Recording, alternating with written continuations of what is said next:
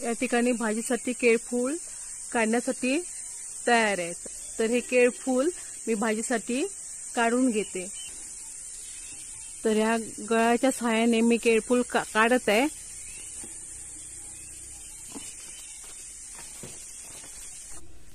तर या ठिकाणी हे मी काळे वाटाणे स्वच्छ पाण्याने धुवून घेतले। तर आता हे काळे वाटाणे आपण कुकरला लावून घेऊया। तर या ठिकाणी मी कुकरमध्ये पाणी घेतलंय। तर हे आपण वाटाणे कुकरमध्ये ओतून घेऊया। हे मी धुवून घेतले।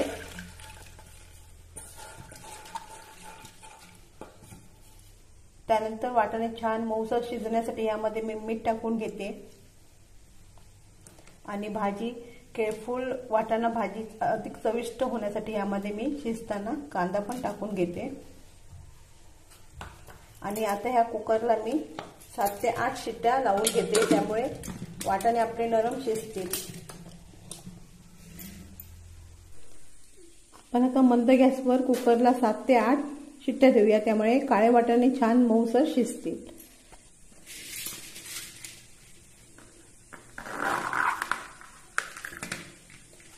तर केळीची ही वरची जी साल आहे ती काढून टाकायची आहेत। तर हे जून झालेले आहेत केळीची फुलं, ही पण बाजूला काढून घ्यायची आहेत।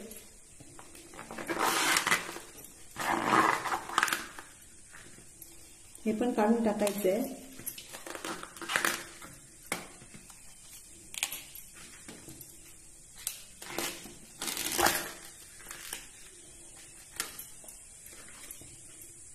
आता ही सालं आणि केळीची फुलं काढल्यानंतर जी आपल्याला ही फुलं मिळतील ती फुलं आपण नीट करून घ्यायची आहेत।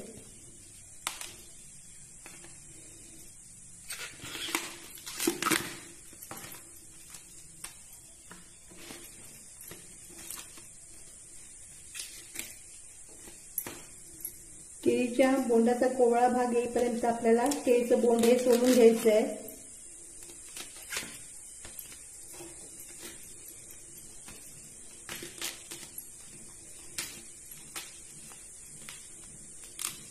तर हा केळीचा बोंडाचा कोवळा भाग सुरुवात झाली आहे।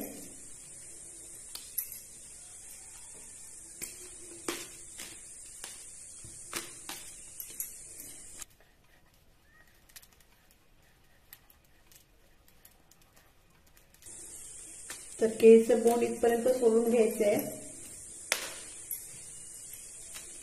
केळीचं बोंड काळपट पडू नये म्हणून आपण त्याला पाण्यात टाकायचं आहे। हा पुकीसर आणि हा पांढरा भाग काढून टाकायचा आहे। जर हा पुकीसर भाजीमध्ये राहिला तर भाजी कडवट लागते।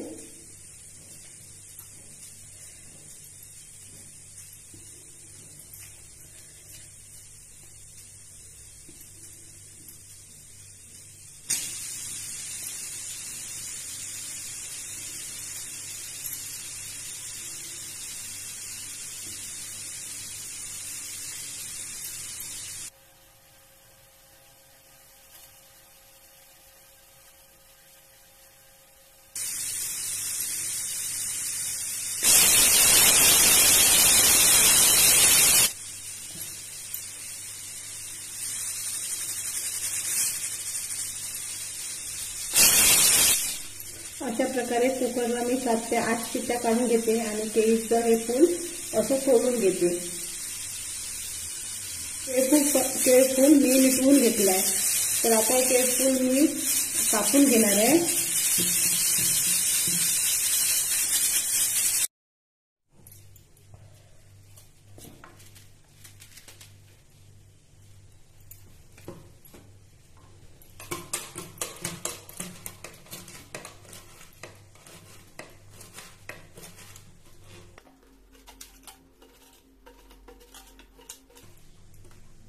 भाजी बारीक कापून घ्यायची आहे।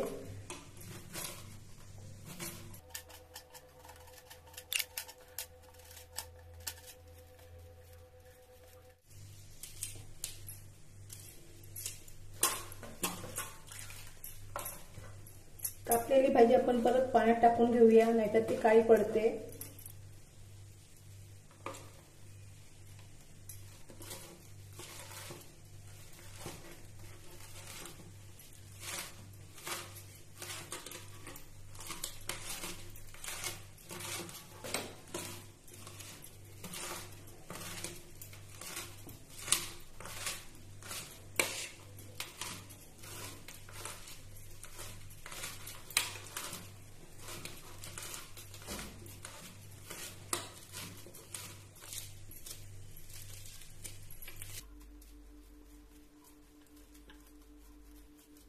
भाजी मी बारीक कापून घेतली आहे आणि आता ही मी पाण्यामध्ये टाकते. भाजी परत एका पाण्याने धुवून घेते. धुवून घेतलेली भाजी आपण 5 मिनिटं उकडून घेऊया.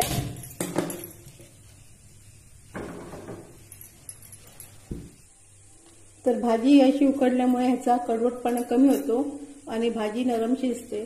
आता ही भाजी उकडल्यानंतर आपण याच्यातलं पाणी काढून घ्यायचंय आणि त्यानंतर भाजी बनवायला सुरुवात करायचंय. तर 5 मिनिटानंतर पाहूया. तर या ठिकाणी तुम्ही पाहू शकता नरम असे उकडून घेतलेले काळे वाटाणे. ह्याला मी 7 ते 8 कुकरला शिट्ट्या लावलेल्या होत्या आणि शिजताना त्यामध्ये मीठ आणि कांदा टाकलेला होता. त्याचप्रमाणे हे केळफूल आहे आणि जे मी नरम शिजवून घेतल्यानंतर त्यातलं सर्व पाणी काढून घेतलंय तुम्ही पाहू शकता. तर आता आपण भाजी बनवायला सुरुवात करूया.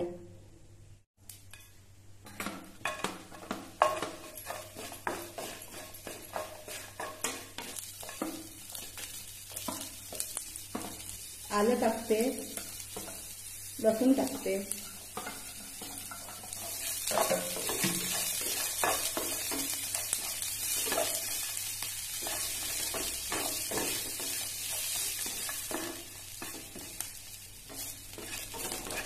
तर वाटाणे भाजत आलंय बघू शकता. कांदा नरम पडलाय, खोबरं पण चांगलं छानपैकी खमंग भाजलंय. तर आता आपण हे थंड झाल्यानंतर मिक्सरला लावून घेऊया. या ठिकाणी मी 2 मोठे चमचे तेल घेते.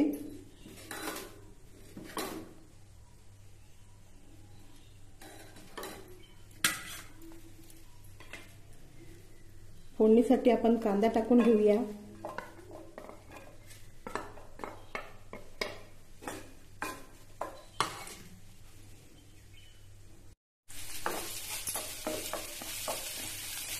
त्यानंतर आपण त्यामध्ये 4 ते 5 लसूण पाकळ्या टाकूया.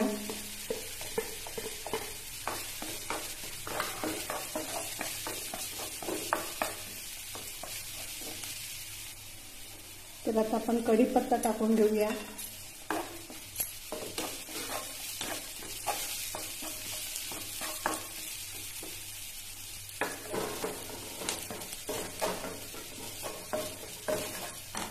आता हिंग टाकते मी.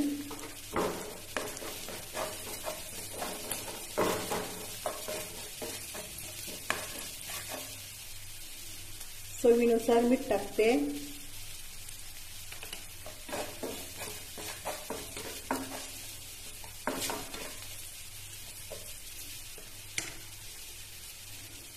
लाल तिखट टाकते. त्यानंतर घरगुती भाजका गरम मसाला टाकते.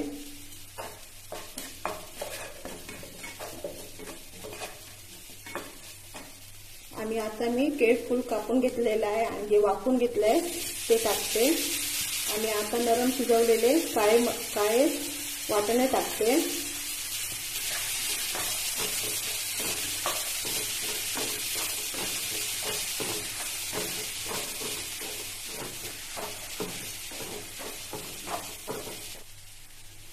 आता ह्यामध्ये मी कोथिंबीर टाकून घेते.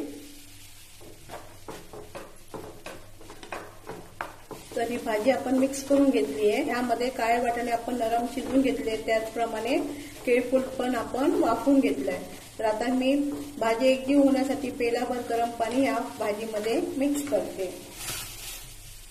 यामध्ये मी सुकं खोबरं, आलं, कांदा आणि लसूण यांचं वाटण जे पाणी न घालता मी वाटून घेतलंय, मिक्सरला लावून घेतलंय, ते मी टाकून यामध्ये मिक्स करून घेते.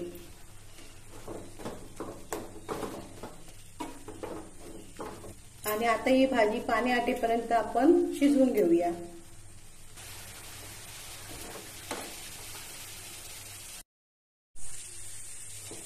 केळफूलच्या भाजीतलं पाणी पूर्णपणे आटलंय. तर ही भाजी चवीला खूपच छान लागते. आपण ही भाजी डब्याला पण नेऊ शकतो. ही भाजी भाकरी बरोबर, चपाती बरोबर खूपच छान लागते. स्वादिष्ट चमचमीत केळफूल काळे वाटाण्याची भाजी मी बनवली आहे. जर ही रेसिपी जर तुम्हाला आवडली असेल तर माझ्या रेसिपीला लाईक करा, शेअर करा, सबस्क्राईब करा. धन्यवाद.